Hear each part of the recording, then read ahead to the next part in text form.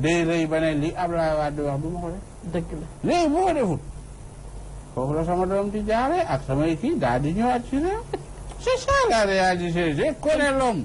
kon da nga koy piège c'est moi qui l'a créé de toute pièce maa ko formé defar Macky Sall maa ko defar maa ko defar. moo tax seet mi ngi jaar say tànk. dafa bëgg nga xam ne. fii mu aw.